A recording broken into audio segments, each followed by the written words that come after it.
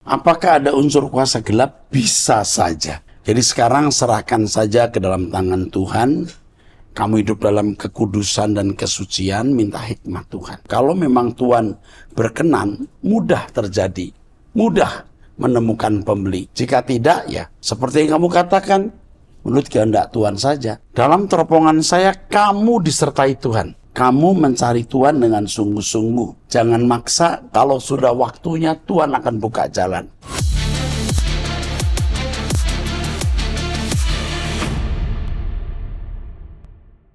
Shalom saudara, kita kembali mengikuti Abam. Ini masuk episode 1144. Saya bersama dengan Pak Andris. Mari Pak, kita mulai. Baik. Dari wanita usia 21 tahun Pak, seorang mahasiswi di salah satu STT di Jakarta, dari GSKI Rehoboth, Jemaat GSKI Rehoboth. Shalom Pak, saya izin bertanya. Saat ini saya sedang dalam masa praktek pelayanan lapangan.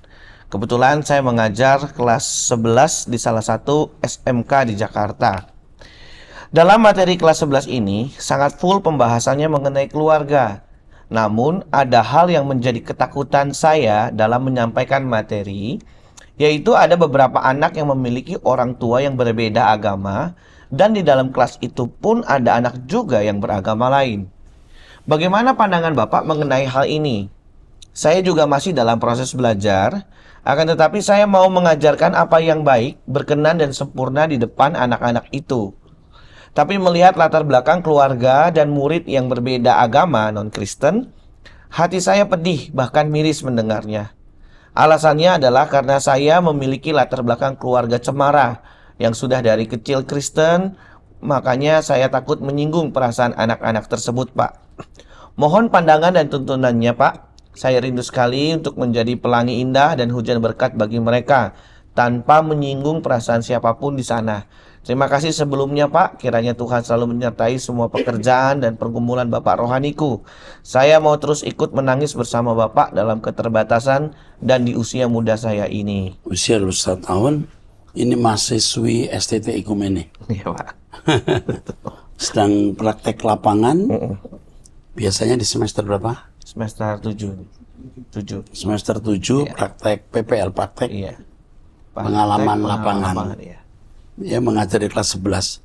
Nak, Bapak bangga kamu memiliki hati yang bagus. Bapak terpaksa hanya bisa mengatakan kamu minta hikmat Tuhan. Saya tidak tahu situasi yang terjadi dalam kelasmu dan murid-muridmu itu.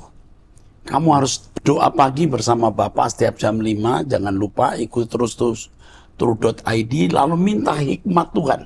Setiap kali mau masuk kelas, kamu doa minta hikmat Tuhan. Tuhan akan memberi kamu hikmat. Ya, yang penting kamu dipenuhi Roh Kudus, diurapi Roh Kudus, kamu akan mampu ya menghadapi berbagai masalah-masalah yang terjadi. Selamat berjuang, Nak. Bapak bangga yang memiliki mahasiswa anak rohani seperti kamu. Tuhan berkati. Mantap ya. Oke. Ini mahasiswa STT Ikumene ya, yang sedang PPL ya. PPL ya. Nah, mahasiswa kita PPL semua terserap. Walaupun kita adalah STT yang manajemennya baru saya pegang, baru 5 tahun ini, tapi setiap kali PPL ratusan ya mahasiswa tetap terserap, baik di sekolah maupun di gereja. Dan ini sungguh merupakan hal yang membuat kita bersyukur. Oke. Terus. Selanjutnya dari wanita usia 43 tahun, janda, 4 anak, dari Jawa Timur, Jemaat GSKI Online. Ya. Shalom Pak Eras, Bapak rohani saya beserta tim Abam yang diberkati Tuhan. Pada beberapa episode Abam yang lalu, saya mendengar kesaksian dari seorang pengusaha bakso yang sedang bingung karena anjing-anjing milik tetangganya membuat pelanggannya takut datang. Saya terpikir solusinya Pak, dan mungkin bisa diterapkan. Bagaimana kalau pemilik usaha bakso tersebut memelihara kucing saja yang sudah besar? Kucing abu-abu dan hitam ditakuti anjing-anjing karena mereka bisa menyerang anjing yang mengganggu. Itu saja Pak. Oh, ini masukan yang bagus. Ya. Terima kasih untuk masukannya ya. Ya. Untuk pertanyaan saya, menurut Bapak, apa yang harus kita ucapkan saat kita mengunjungi orang sakit yang kita tahu dia menderita sakit itu karena konsekuensi atau tuaya dari kejahatan-kejahatannya? Misalnya dia punya pesugihan, dan sekarang sakit diabetes. Kalau menjenguk dia sebagai tetangga dekat, apakah kita boleh mendoakan dia agar cepat sembuh? Mohon sarannya Pak Eras. Oke. Yang pertama soal kucing tadi warna apa? Abu-abu dan hitam, Pak. Ini saya baru dengar ini. Terima kasih bisa berguna untuk pecinta ABAM yang lain. Lalu yang kedua, setiap kasus itu khusus. Ini juga menjadi persoalan saya. Dulu kalau saya ketemu orang sakit, doakan saja supaya sembuh. Tapi itu akhirnya membuat saya merasa bersalah. Karena belum tentu Tuhan mengendaki dia sembuh. Lalu apa latar belakangnya? Maka yang kita harus minta pimpinan Tuhan itu adalah hikmat. Yang kita lakukan harus minta pimpinan Tuhan, maksudnya hikmat, marifat. Apa yang patut kita ucapkan dalam doa tersebut. Kadang-kadang sebelum kita mendoakan, kita konseling dulu. Ya kan? Baru kita mendoakan. Minta hikmat Tuhan, harus peka dengan Roh Kudus. Ikut doa pagi akan membuat Anda peka. Oke. Oh iya Pak, saya beberapa waktu lalu mimpi Pak Eras berjalan naik tangga dengan memakai setelan jas bagus. Saya mengikuti Bapak dari belakang, tapi saya terhalang kaca besar. Akhirnya saya turun tangga lalu keluar lewat tangga samping di samping rumah. Di atas tangga itu ada tahta besar seperti di film-film kerajaan India. Megah, indah, dan tidak terkatakan. Padahal sudah 10 tahun lebih saya tidak melihat film India. Saya melihat Bapak berdiri di tempat tersebut dengan baju kerajaan, sedangkan saya masih berdiri di bawah tangga. Saya akan terus mengikuti pengajaran Bapak agar saya bisa masuk ke dalam kerajaan itu. Ajari kami terus ya Pak, kiranya Tuhan menyertai Bapak dan tim ABAM. Terima kasih untuk mimpi yang bagus, karena belum lama ini seorang pendoa syafaat juga mimpi bahwa saya memakai baju kerajaan. Ya, nanti, aduh saya takut jadi sombong ini. Memang kita akan memerintah bersama Yesus. Kita harus jadi hulu balang Tuhan, musketeers, sejak di bumi ini. Jangan sayangkan nyawa, duit, tenaga, pikiran untuk pekerjaan Tuhan. Terima kasih untuk mimpinya. You harus ikut saya terus ya. Kita masuk ke dalam langit baru, bumi baru. Amin. Oke. Selanjutnya dari pria usia 47 tahun sudah menikah, memiliki 2 anak dari Jakarta, jemaat salah satu gereja karismatik. Ya. Shalom Pendeta Erastus dan tim ABAM. Saya memiliki kekecewaan dengan gereja kami, di mana saya mengikuti persekutuan doa di wilayah kami. Saya selalu membuka pintu rumah kami untuk melakukan ibadah persekutuan doa karena jemaat lain tidak bisa, dan hampir setiap hari saya menyumbang hasil usaha saya ke rekening persekutuan doa kami. Pada suatu saat, saya sedang mengalami kesulitan dan saya minta tolong bantuan ke pendeta ketua wilayah kami. Tetapi dia tidak bisa bantu. Saya bingung. Bukankah kalau ada jemaat yang kesusahan dibantu melalui dana yang dikumpulkan dari para jemaat di wilayah tersebut? Disitulah saya mulai merasa ada yang tidak beres dengan keadaan tersebut. Bagaimana menurut Pak Erastus? Apakah benar atau tidak kondisi ini? Terima You kasih. harus tanya Tuhan. Mungkin dia juga tidak bisa membantu karena tidak punya. Ya kan? Atau karena dia pelit. Ya. Minta pimpinan Roh Kudus. Jangan mengambil keputusan yang salah. Tuhan mau kamu hadir di tengah-tengah tempat itu jadi berkat. Tapi kalau di situ Tuhan gerakkan kamu pergi ke gereja lain atau pindah, ya pergilah. Minta petunjuk Roh Kudus. Tapi saya lihat kamu marah di sini. Ya, jangan marah. Ya, kamu kalau marah kamu nggak dewasa. Kamu minta tolong dia tidak menolong, belum tentu dia tidak mau menolong. Mungkin juga sedang kesulitan. Atau seandainya dia tidak sedang kesulitan karena pelit, beri ruangan orang berbuat salah atau melakukan kesalahan, dan jangan kecewa karena dia tidak bertanggung jawab kepadamu. Oke? Itu saja nasihat saya, tetap setia dalam pelayanan. Oke. Baik, selanjutnya dari wanita usia 44 tahun dari Banten, belum menikah. Shalom Pak Eras, saya sudah bekerja sekitar 18 tahun dan sekarang saya diberhentikan. Awalnya saya bekerja di kantor yang dulu sebagai finance dan saya bekerja dengan baik, Pak. Saya lulusan sekolah menengah ekonomi atas. Saya selalu dipindahkan untuk mengurus bidang lain, Pak, karena menggantikan orang yang sudah resign. Saya sering merasa sedih. Akan tetapi saya melakukan semuanya dengan baik dan bertanggung jawab. Selama bekerja, manajer sering memarahi saya, Pak, dan meneriaki saya. Hanya karena kesalahan ringan yang sebenarnya bisa dibicarakan baik-baik. Kalau kamu sering menduduki tempat orang yang resign, itu berarti kamu orang yang berguna. Kamu orang yang bisa dipercaya. Kamu orang yang diperhitungkan. Oke, terus. Kantor kami mengelola satu kantin yang dagangannya seperti teh, kopi, dan minuman. Setiap akhir tahun ada pembagian keuntungan kantin tersebut kepada karyawan yang ikut andil dalam mengelola kantin. Saya down sekali saat disuruh menjaga kantin tersebut. Saya malu, merasa rendah diri dan perasaan lainnya. Tapi saya tetap menguatkan hati dan semuanya saya kerjakan dengan baik, Pak. Saya juga tidak dikasih tambahan karena jaga kantin. Padahal saya juga masih melakukan pekerjaan saya yang lain, membuat laporan untuk penjualan kantin tersebut. Kamu sombong ya. Mestinya kamu tidak perlu malu. Kalau kamu malu, kamu itu sombong. Coba kamu rendah hati dan lakukan pekerjaan membuat laporan sambil menjaga kantin ini dengan baik. Hidup kita singkat dan hidup ini tragis. Persiapkan dirimu untuk kekekalan. Ya? Oke, belajar rendah hati. Saat saya sedang sakit, saya tetap disuruh untuk jaga dan akhirnya digantikan oleh anak cleaning. Setelah mengetahui hal itu, manajer langsung menyampaikan mengenai hal tersebut ke atasan.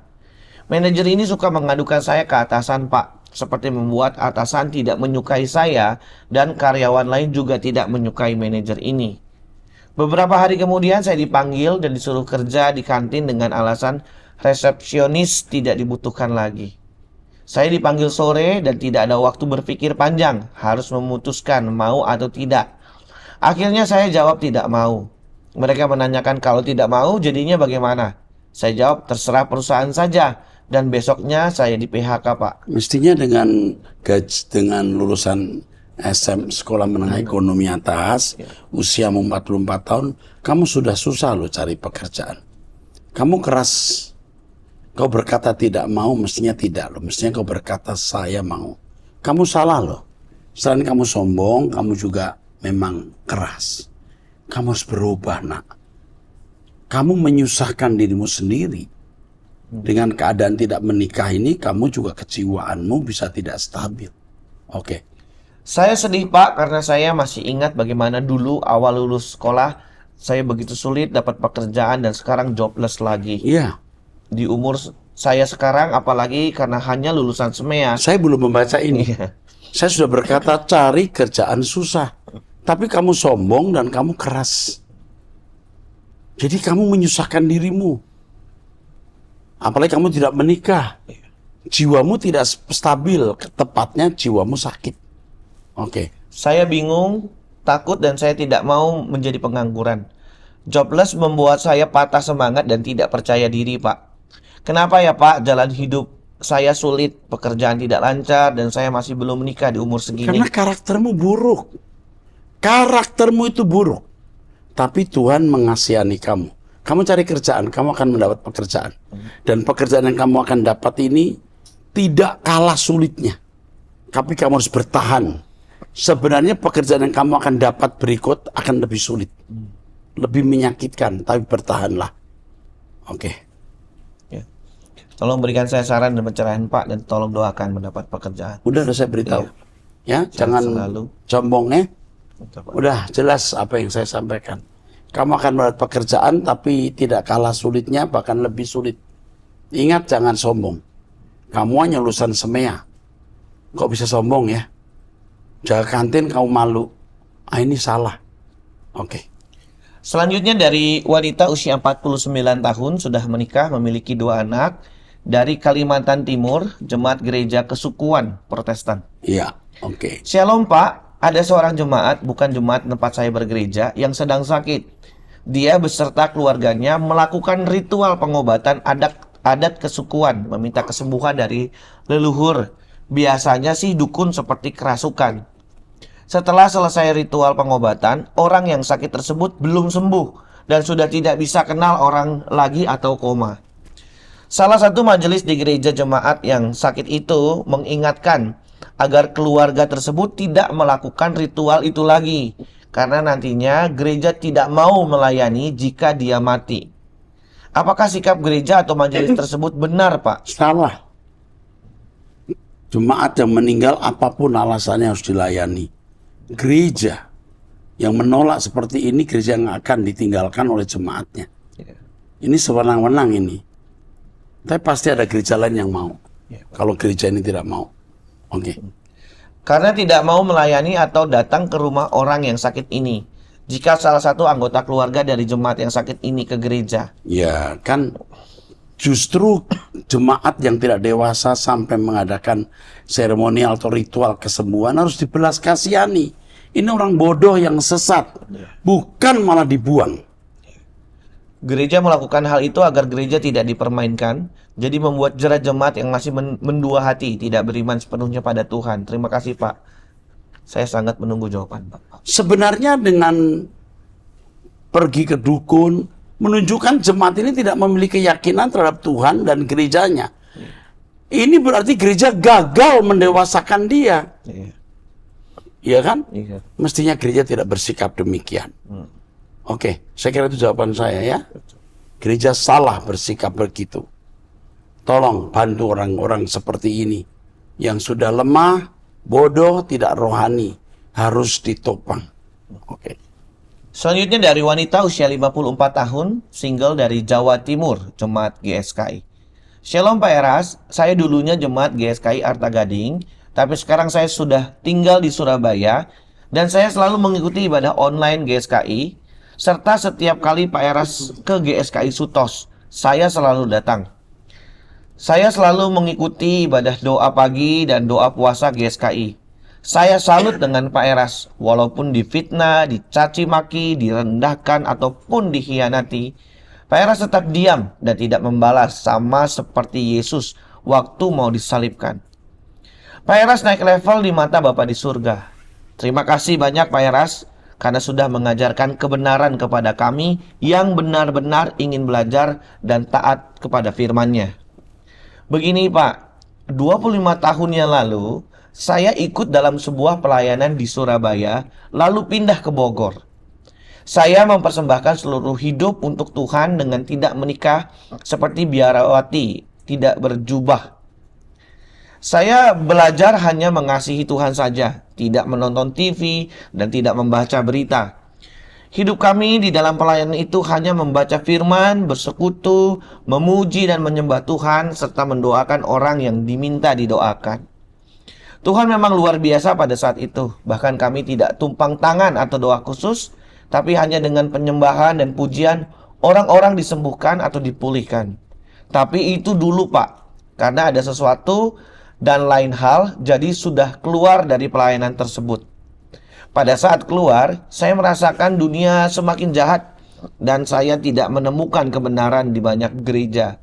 Hanya di GSKI, di mana Bapak menjadi gembala seniornya.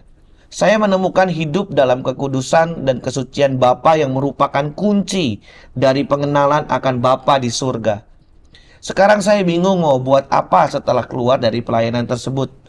Saya seorang sarjana yang pada saat ikut pelayanan tersebut, semuanya saya tinggalkan dan tawaran pekerjaan juga saya tinggalkan. Tapi kalau disuruh bekerja atau pelayanan lagi, saya juga merasa tidak ada damai sejahtera karena harus mengikuti arus dunia yang tidak sesuai firman. Sekarang saya cuma jualan online dan saya bingung harus bagaimana. Menurut Pak Eras, saya harus bagaimana dan mengerjakan apa? Saya mengikuti doa pagi sejak awal karena dari dulu saya suka dengan pengajaran Pak Eras. Bahkan saya selalu mengikuti seminar Pak Eras yang dulu di Malang. Terima kasih Pak atas perhatiannya. Salam sejahtera buat Pak Eras, tim Abam dan juga yang cinta akan kebenaran. Kamu tidak punya pasangan hidup ya. Kamu pasti istimewa dan Tuhan punya rencana khusus untuk kamu.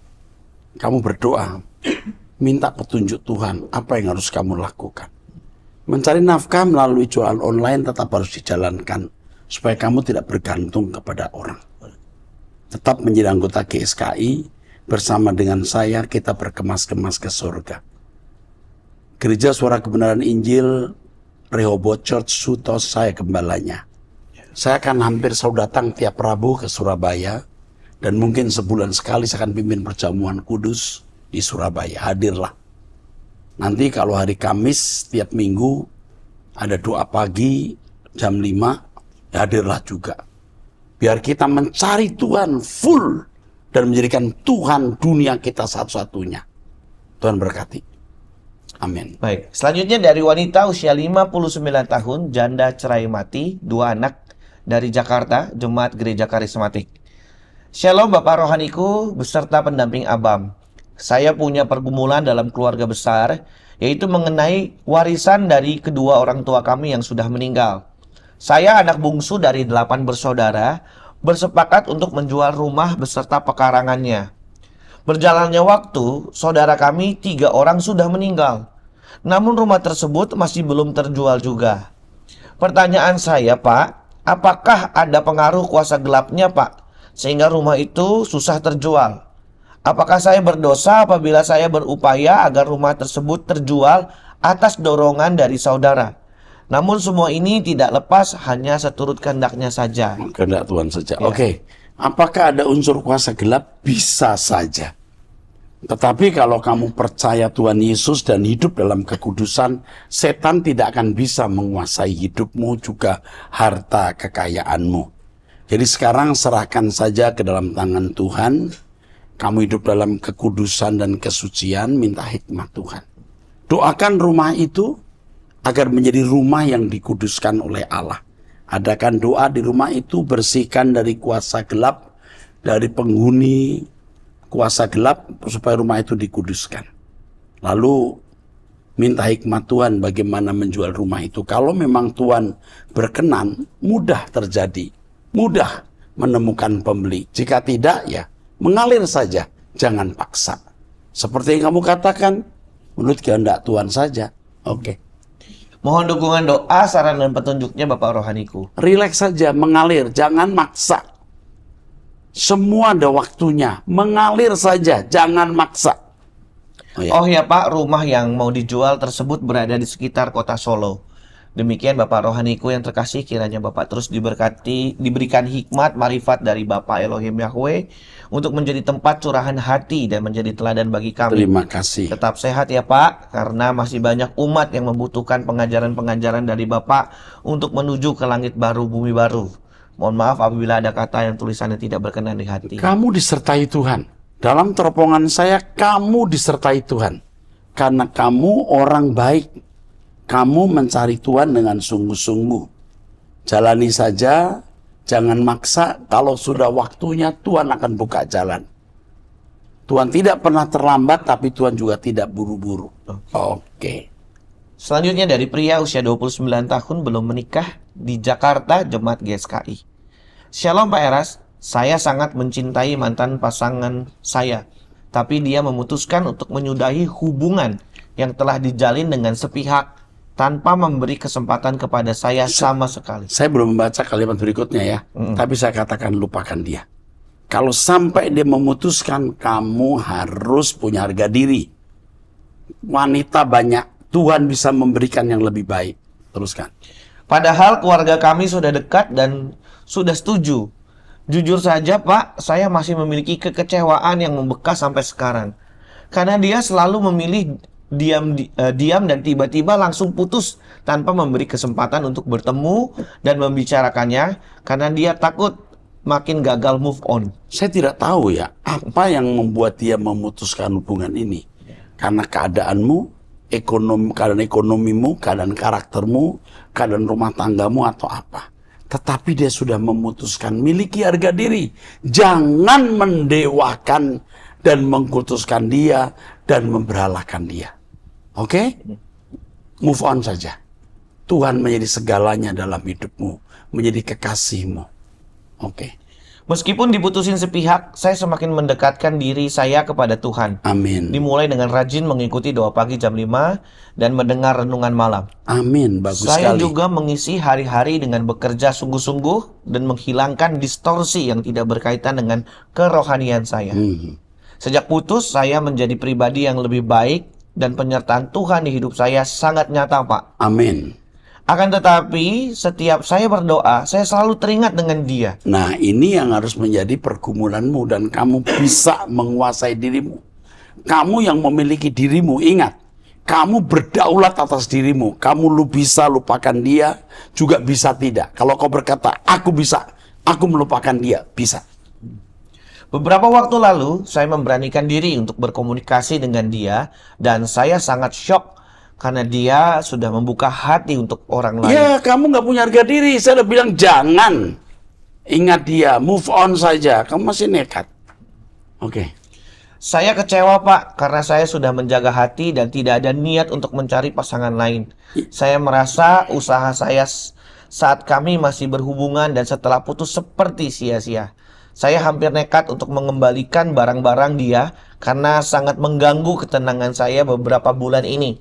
Saya sangat lelah, Pak, dan makin lama saya makin sulit untuk fokus karena seperti ada yang mengganjal. Lalu Tuhan ingatkan Abam. Setelah itu saya mendengarkan Abam. Di Abam yang saya dengarkan itu, Pak Eras berkata, beri saja waktu 6 bulan sampai 1 tahun. Dan saya benar-benar menjadi kepompong selama 6 bulan ini, Pak. Apakah saya harus melanjutkan perjuangan ini, Pak? Perjuangan mencari dia, mendapatkan dia. Enggak. Terus Atau memang hubungan kami sudah tidak layak diperjuangkan? dia sudah pindah ke pria lain. Bagaimana kamu masih mengharapkan dia? Jelas dia bukan wanita yang setia. Apakah sebaiknya barang-barang dia saya kembalikan atau saya buang saja, Pak? Ya, kamu kalau mengembalikan dia luka hati, kamu tanya, kamu masih butuh barang-barang ini enggak? Kamu tanyakan. Kalau bilang tidak, kamu buang kasih orang. Kalau dia mau, kembalikan ke dia. Tanya dia.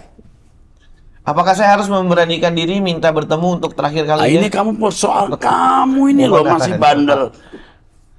Kamu dengan masih mau bertemu terakhir kali, kamu masih mau mengail.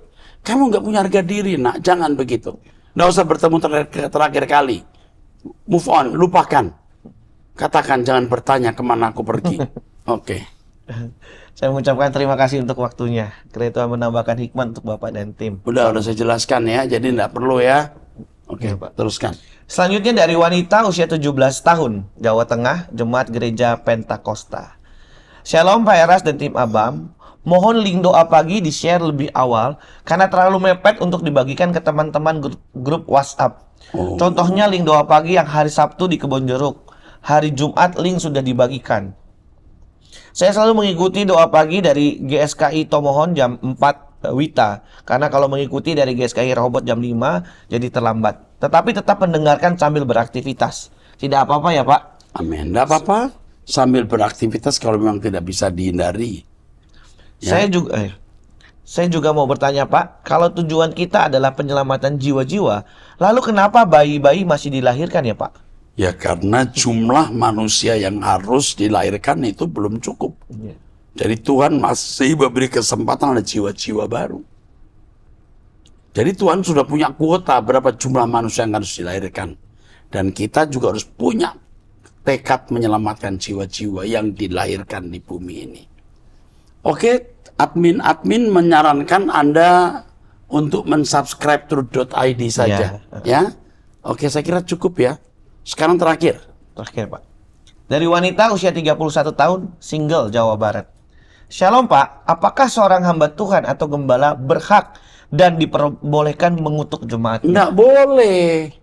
Nggak boleh. Kita harus mengampuni orang, mendoakan orang. Nah, tapi ingat ya, ini baru-baru ini saya mengatakan orang yang mengganggu pekerjaan Tuhan kita doakan. Orang itu mati, orang itu miskin, sakit dan mati. Terus saya tambahkan kalimat kita tidak menyumpahi, doakan saya. Nah, kalimat itu telah dipelintir seakan-akan saya mengutuk orang atau menyumpahi orang. Ini dipelintir. Maksud saya adalah kita mendoakan orang-orang yang mengganggu pekerjaan Tuhan. Ya, kita doakan. Karena dia bisa miskin, sakit dan mati. Kita nggak menyumpahi. Ya, doakan saya. Nah, kalimat ini dipelintir seakan-akan saya suruh mengajak orang mendoakan orang supaya miskin, sakit dan mati. Ya kan kalau kalimat begini, apa kita mendoa orang-orang yang mengganggu pekerjaan Tuhan kita doakan, koma. Tapi karena nggak ada tulisan yang ada komanya, koma. Mereka akan miskin, sakit, dan mati. Kita tidak menyumpahi. Ya. Nah, jangan kita, tidak ada kata supaya mereka Ya. miskin, sakit, dan mati. Nggak ada kata supaya kita doakan mereka. Karena orang yang mengganggu pekerjaan Tuhan pasti tidak diberkati. Kita doakan. Bukan supaya miskin, sakit, dan mati. Nah, ini dipelintir oleh haters. Kita tidak boleh mengutuk ya. Apa seorang gembala atau hamba Tuhan berat dan boleh mengutuk? Nggak boleh. Tuhan justru mengajari kita mengasihi orang-orang yang memusuhi kita. Coba. Selama 5-6 tahun ini saya dibully, dijahati, difitnah orang. Saya tidak membalas. Saya membuktikan loh 5-6 tahun ini menjadi teladan. Jangan membalas kejahatan dengan kejahatan. Apalagi orang-orang yang mengganggu pekerjaan Tuhan tidak langsung menyerang saya, hanya mengganggu. Bagaimana mungkin saya mengajak orang untuk mengutuki, mendoakan mereka menjadi miskin, sakit, dan mati? Tentu tidak. Oke, saya kira cukup. Sampai bertemu di episode yang akan datang. Tuhan berkati.